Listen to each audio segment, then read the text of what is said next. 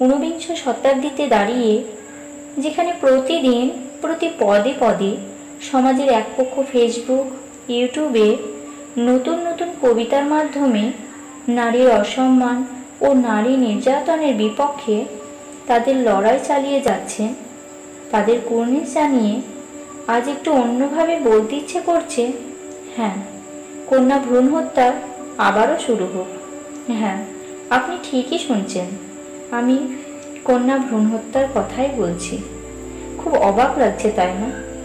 যে সমাজে একজন নারীর কাপড় ঠিক করে তার চরিত্র, যে সমাজে একজন রেল লাইনের পাশে বসে থাকা কোনো নারী যার মাথা গোজার জায়গাটুকু নেই, দিনের আলোয় যার পাশে বসতে আমাদের ঘৃণা হয়, রাতের অন্ধকারে তাকেই ভোগ করতে ছুটে যায় আমাদের সমাজের কিছু মুখোশধারী পুরুষ।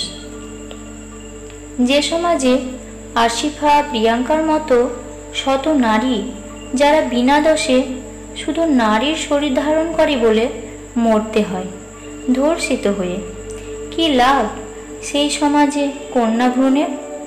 আর কি লাভ সেই সমাজে কন্যা থেকে? এই সমাজে থেকেই কন্যা ভ্রূণ হত্যার কথা নিয়ে প্রশ্ন তুলি আমরা, প্রতিবাদ করি। হ্যাঁ, বড়ই হাস্যকর। কন্যা সন্তান মানেই পণ, কন্যা সন্তান মানেই ধর্ষণ, কন্যা সন্তান মানেই রান্নাঘর, ঘুমটার আড়াল মোমবাতির মিছিল এবার বন্ধ হোক, লাখো হোক কন্যা ভ্রূণ হত্যা। বংশবৃদ্ধিটা যান্ত্রিকভাবে হলেও শারীরিক খিদে মেটাতে যখন ধর্ষিত হবে কিছু পুরুষ, তখনই চোখ খুলবে আমাদের পুরুষতান্ত্রিক সমাজের।